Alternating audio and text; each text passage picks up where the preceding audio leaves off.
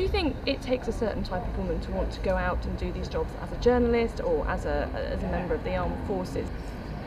I think it probably does take a certain type of person to want to go to those places, to want to join the armed forces, or to want to work as a journalist, dealing with defence or dealing with war. I think a lot of people fall into it on the journalistic side by accident. I did. I mean, I was sent off in 1998 to Baghdad, and that was the first time I'd been to somewhere that was, had military involvement. I was the foreign correspondent before that, but I went to Baghdad, and it was during Operation Desert Fox, and it fascinated me. I thought it was amazing, and actually from there on in, we went to Kosovo in 99, and then that was followed by Afghanistan 2001, and Iraq 2003, Chechnya in between, and I found it absolutely riveting to go and see. I suppose it's people working at extremes in very testing conditions, and you test yourself, and you watch how other people react under those kind of stresses and strains and challenges, and it is, as a journalist, fascinating because it's all about what makes people tick, what makes situations work.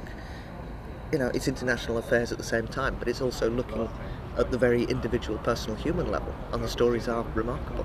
What's it like being out there in Helmand? How would you describe it? I think it's a different experience for journalists. We go out to do a very specific job. We're only out there for a week or 2 weeks or 3 weeks, so we're not away from our families in the same way as people spending 6 months there, or people on a one-year tour.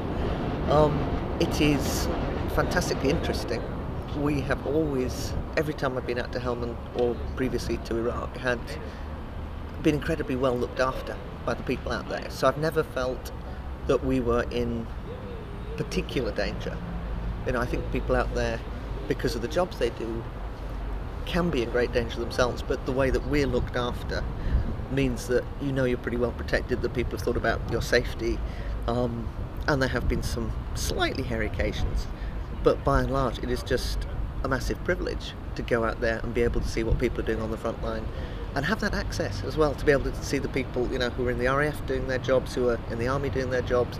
You've got naval staff out there, Royal Marines again. I think the first embed I did in Helmand in 2007 was with the Royal Marines at a forward operating base, and it was amazing to see that being set up and kind of how people were dealing with it, and especially the really young people out there who were, some of them 18, 19, 20 years old and out on the front line for the first time.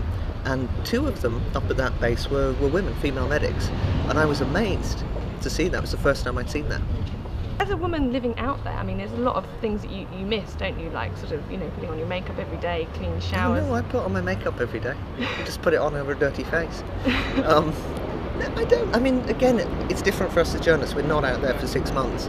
And most places do have showers, whether it's a kind of solar shower or whatever. And it may be quite basic or Spartan or whatever, and it is very much so at some of the bases. But even in somewhere like Musa Qala, where we spent about a week the last time I was out, we managed to have some showers. They had a little shower block, and the only thing that was interesting was I wondered who'd built it, because you had to walk through the rows of men to get to the woman's shower at the end.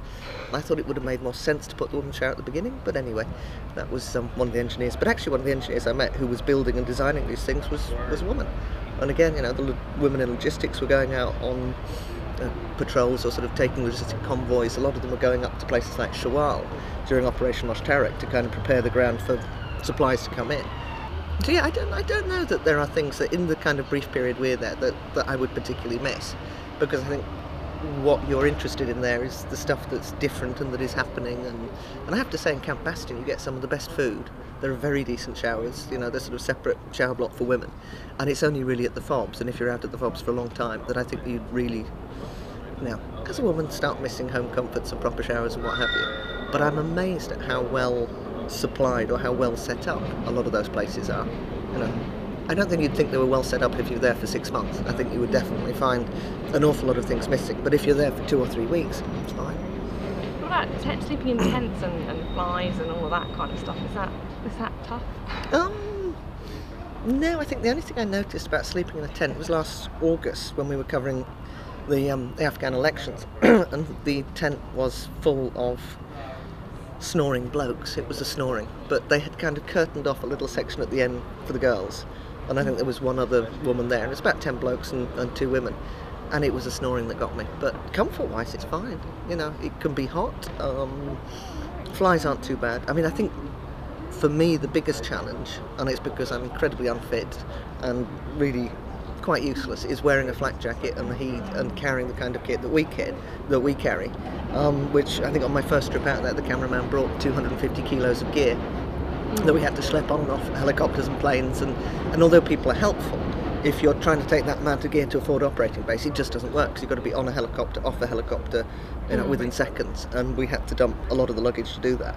But I think it's physically tough, but again, I'm a journalist, I go out for a week or two, it's, even if it's 3, it's not a hardship, and it's a challenge, but we don't have to put up with those conditions for a long time.